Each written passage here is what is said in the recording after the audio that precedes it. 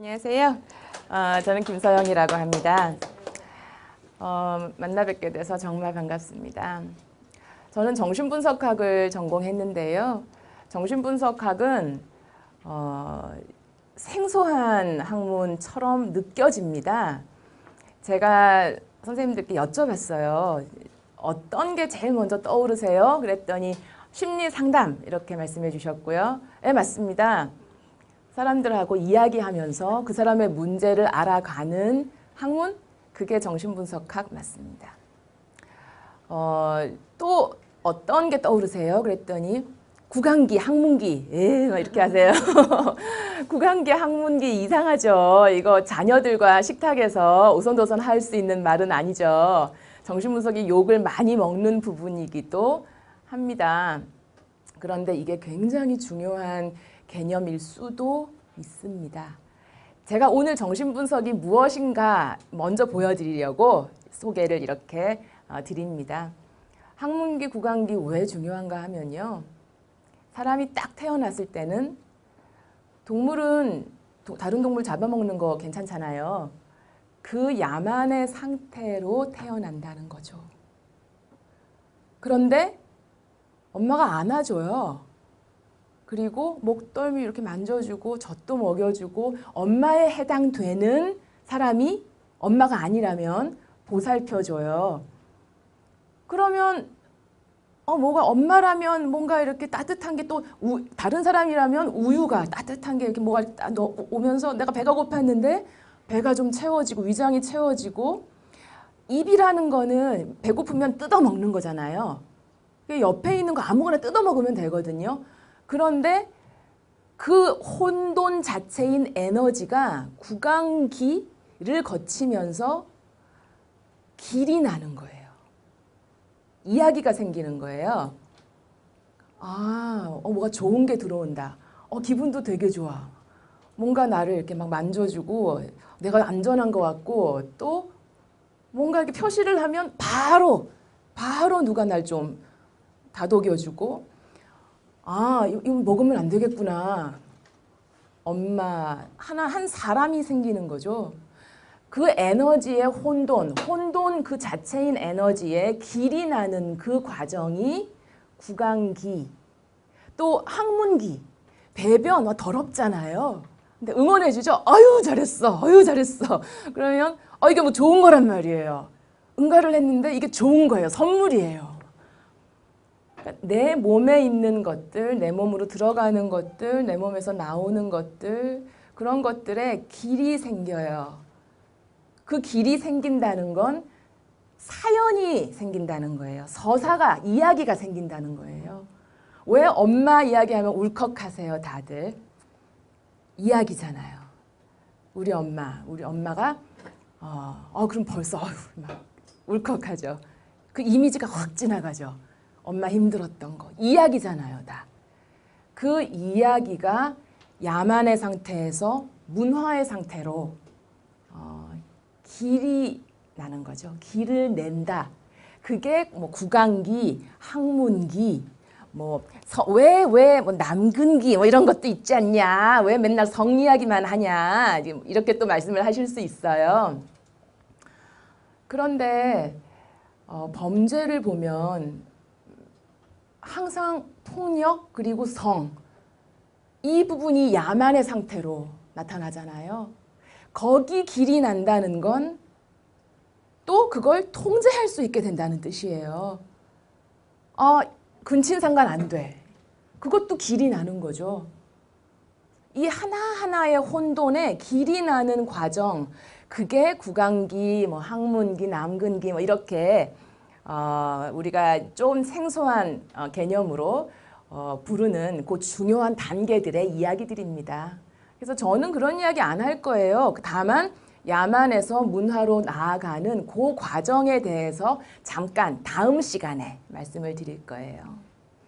또 꿈분석 이렇게 말씀을 아까 해주셨어요. 우리 5강으로 진행하는데 마지막 시간에 꿈분석 할 겁니다.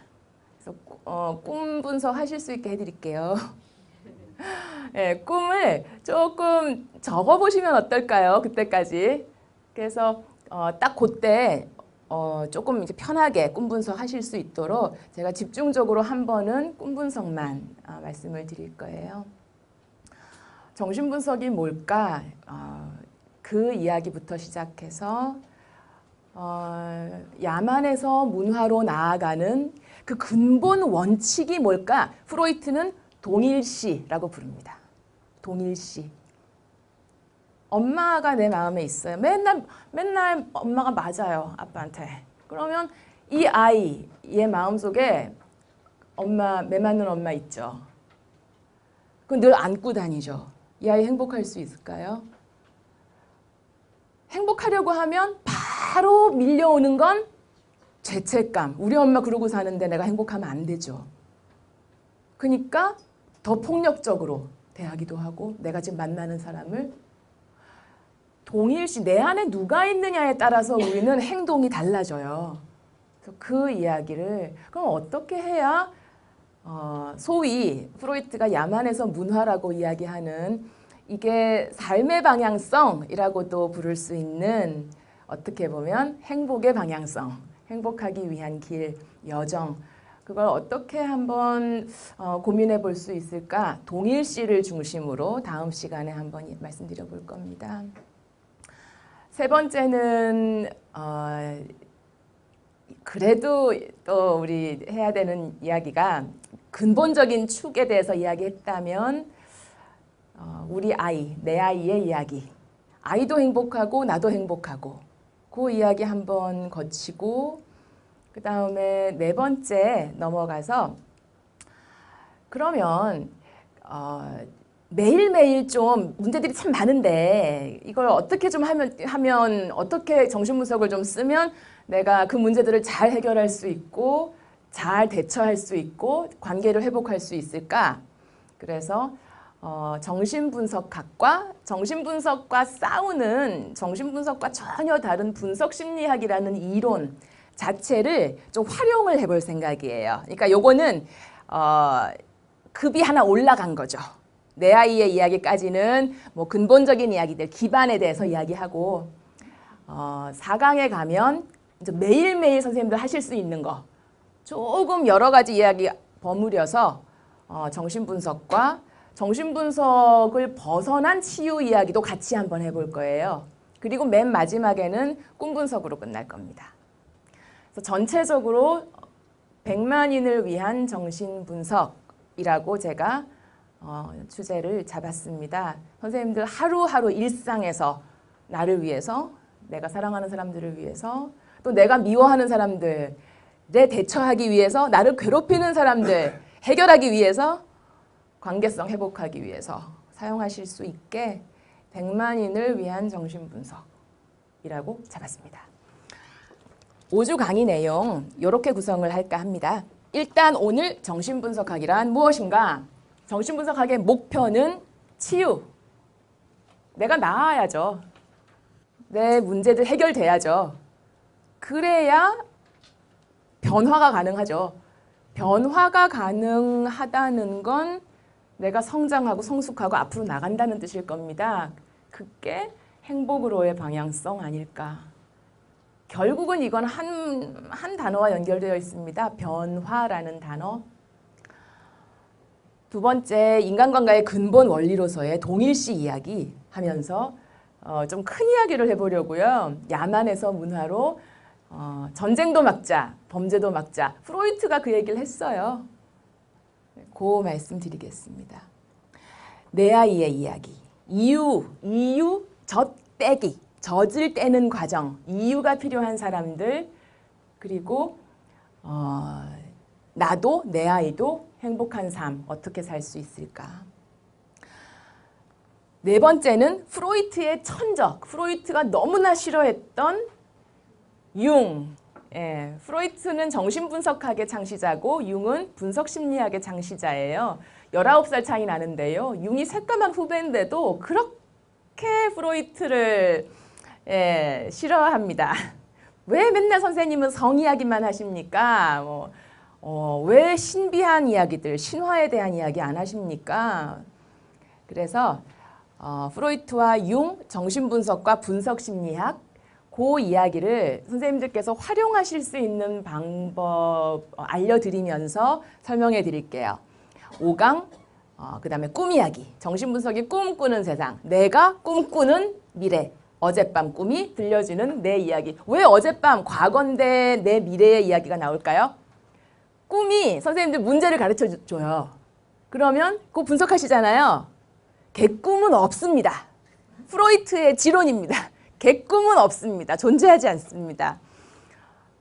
꿈은 내 문제를 드러냅니다. 자극이 돼야 꿈에 나오거든요. 자극이 된다는 건 문제가 있다는 거예요. 그러면 그 문제를 해결할 수 있는 방법도 줍니다. 융하고 프로이트하고 만나면 해결이 됩니다. 다들 프로이트를 하거나 융을 하는데요. 저는 이론 프로이트 공부하고 분석은 융으로 받았어요. 그래서 둘 다 믿습니다. 종교입니다. 종교입니다. 저는 융도 믿고 프로이트도 믿습니다. 못 믿으면 못하겠죠. 정신분석의 꿈 이야기 변화를 위해서로 끝내겠습니다. 오늘 그럼 정신분석학이란 무엇인가? 목표는 치유. 몰라요? 우리가 어떻게 하고 있는지. 그런데 이상하게 점점 피골이 상접해져요. 점점 얼굴이 다른 사람 다 알아요. 근데 나만 몰라요. 내가 문제가 있는 거잖아요. 너무 참고 계시는 거잖아요. 나만 몰라요. 치유는 관찰부터 시작하겠죠. 그래서 치유 이야기, 그리고 치유가 만약에 된다면, 그 변화가 가능해진다면 그럼 성숙으로 가는 길, 자연스럽게 행복으로 가는 길 열립니다. 프로이트의 환자들은 그게 문제가 됐던 사람들이에요. 치유 이야기 시작해 볼까요? 미숙한 사람들의 이야기죠. 어떤 게 더 좋은 것 같으세요? 완전함, 완벽함, 확실함 대 불완전함, 불완벽함, 불확실함. 전자가 좋은 걸까요? 저거 아주 피곤하게 합니다. 우리를. 저거 안 좋은 겁니다. 그렇죠. 강박적으로 뭘 해야 되고. 물론 좋을 때도 있어요. 목표가 있을 때 좀 성숙한 경우에는 괜찮아요. 그런데 성숙하지 못한 경우에 강박이면 에너지를 거기 낭비하죠. 예를 들면 손 100번 씻고, 또 우리 나올 때 우리 하는 의례들 있지 않나요? 의식들 이렇게 뭐 불 몇 번 껐다 켰다, 뭐 들어가서 이제 가스 한번 보고 뭐 그 몇 가지 우리 하는 거 있지 않나요?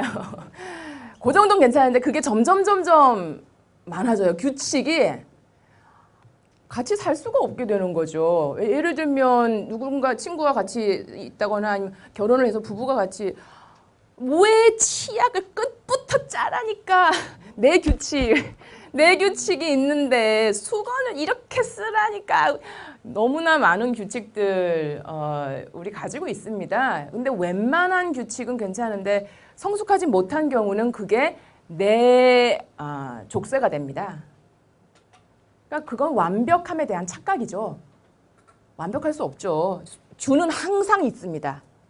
균들은 항상 여기 묻어 있어요. 묻어 있어도 괜찮잖아요. 그걸 털어버리려고 100번을 씻다 보면 다른 일, 그 시간에 할 수 있는 일들을 못하게 되잖아요. 불완전함이 완전함보다 강합니다. 그게 정신분석이 우리에게 가르쳐주는 제일 큰 이론적인 선물입니다. 불완전함이 완전함보다 강하다. 완벽함보다 불완벽함이 오히려 더 완벽한 경지로 우리를 데려다준다.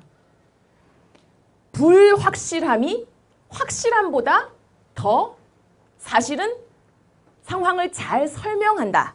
불확정성의 원리, 하이젠베르크, 과학에서도 마찬가지예요. 다 확실한 건 줄 알았어요. 근데 불확정성의 원리 이런 게 나오는 거죠. 근데 그게 우리 세상을 설명하는 거예요. 작은 세계는 그걸로 설명해요. 유클리드 기하, 그게 전부인 줄 알았어요. 비유클리드 기하 나오죠. 깨는 것, 완전함을 깨는 곳, 그곳에 발전이 있고 성숙이 있고 성장이 있고 우리를 앞으로 나가게 하는 에너지가 있습니다. 그래서 완벽한 완전함, 확실함, 거기 갇히면 우리 인생이 좀 불행해집니다. 어디가 아픈 걸까? 프로이트를 찾아왔습니다. 아픈 사람들이. 그런데 다양했어요. 문제가 되는 사람들은 이유 없이 아픈 사람들. 아무리 뭐 조사를 해도 검사를 해도 안 나오는 거죠. 예를 들어서 MRI를 찍죠. 허리가 아파 막 이러면 안 나와요. 고3인데 허리가 자꾸 아프대요. MRI 찍었어요. 너무 비싸잖아요. 근데 아무것도 안 나왔어요. 대학 가서 MT 한 번 갔다 와서 나았어요. 우리 그럴 때 많잖아요. 행복할 때 야단 맞으면서 애 밥 먹으면 체하잖아요. 걔 꼭 체하잖아요. 마음이 몸하고 딱 달라붙어 있습니다. 그래서 검사를 아무리 해도 안 나오는데 아프대요. 근데 우리 어떡하죠? 엄마는 굶었어! 이렇게 하죠. 아빠는 어떻게 했어? 그 정신분석의 기본은요, 선생님. 정신분석의 기본, 기반. 프로이트가 우리에게 계속 반복해서 얘기하는 거. 아프다 그러면 그게 진실이야. 이렇게. 아프다 그러면, 힘들다 그러면, 괴롭다 그러면 그게 그 사람의 진실입니다. 의사가 눈으로 보니까 혹이 있어요. 그래야 아픈 건가요? 우리 그렇게 생각하는데 정신분석에서는 그게 아니죠. 아프다 그러면 상대적인 게 아닙니다. 걔한텐 정말 또 그 사람한텐 그게 정말 괴로운 거예요. 그냥 인정해주면 된다고 말합니다. 프로이트가. 정신분석의 기본입니다. 그렇지 않을 이유를 댈 필요가 없어요. 그렇지 않을 이유를 자기가 알고 있다면 아프지도 않아요. 그것 때문에 내가 나을 수 있다면 아프지도 않아요. 뭐가 무서워요? 하나도 안 무서운 거야. 그래서 나 안 무서울 수 있다면 아예 안 무서워요. 처음부터. 그러니까 이것도 얘기하죠. 윽박 지르지 마라 이렇게 말합니다. 뭐 못하겠다는 거를 윽박 질러서 하게 하는 거. 그거는 이유를 찾아가고 그게 왜 문제가 됐지를 찾아가는 그 서사 원인에 대한 이야기가 아니라 내가 개입해서 아니야 이건 그런 거야. 그러면 그렇게 받아들여질까요? 절대로 그렇게 안 받아들인다는 거죠. 그게 프로이트가 우리에게 들려주는 이야기입니다. 아픈 사람들 이야기고요. 불행한 사람들 이야기입니다. 왜 불행한가요? 반복을 못 벗어나는 거예요. 늘 똑같은 걸 계속하는 거예요. 그래서 어떤 것을 고를까요? 우리 이렇게 물어보네요. 이 프로이트의 질문이에요. 히스테리적인 비참, 일상의 불행. 요게 답이라는 거죠. 그런데 행복한 삶이란 무엇인가 굉장히 실망하실 것 같은데요. 프로이트가 행복한 삶, 행복하게 해주세요. 그랬더니 글쎄 한순간 한순간이 늘 그렇게 매 순간 행복합니까? 이렇게 물어보면서 진짜 문제는 우리가 히스테리적 비참에 빠지는 게 문제입니다. 그러니까 아무것도 못하게 되고 무력해지고 뭔가 나 자신이 아닌 그 느낌, 아픈 거죠. 병원에 가도 별 이상이 없는데 내가 좀 약해져요. 히스테리적 비참이라고 부르는데요. 그 히스테리적 비참이 아니라 일상의 불행 정도가 되면 이제 행복으로 출발할 준비가 됐다고 이야기해요. 프로이트가. 무슨 말인가 하면 운이 좀 없었어? 이렇게. 오늘 힘들었어? 그냥 그 정도는 일상의 불행이에요.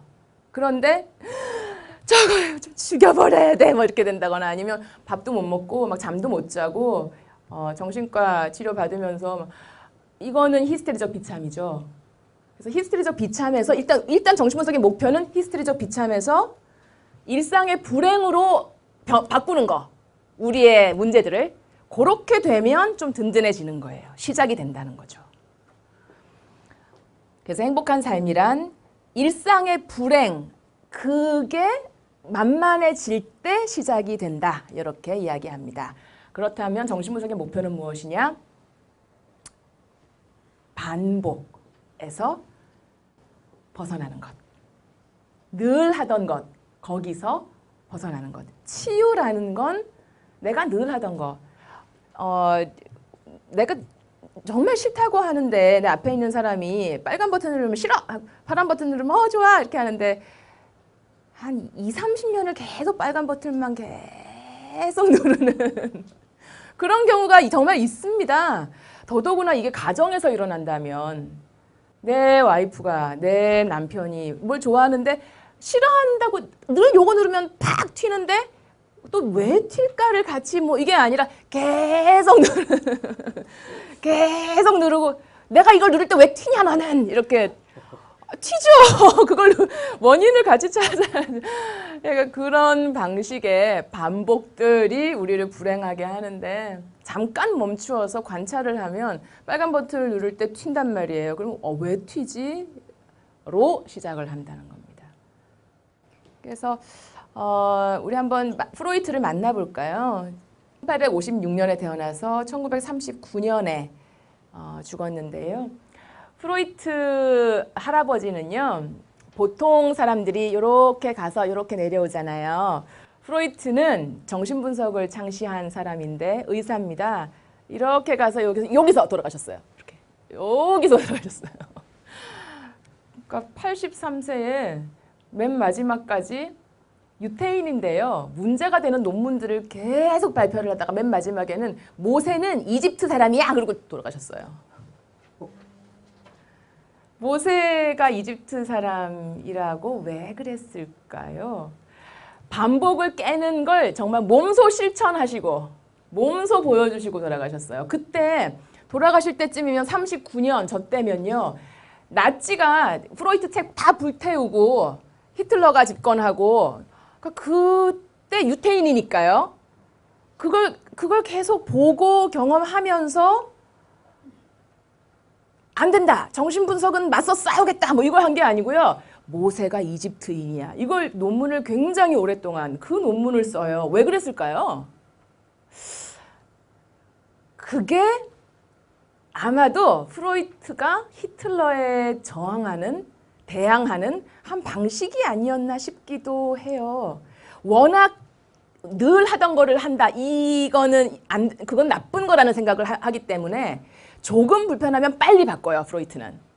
근데 가만히 보니까 유태인, 너희들, 종교, 너희가 믿는 모세, 뭐 이렇게 하면서 유태인을 압박하고 박해하기 시작하니까 프로이트가 어떻게 하느냐 하면 문헌 조사를 해봤더니 프로이트가 무슨 문헌 조사를 해요. 그랬더니 모세가 이집트 말인 거죠.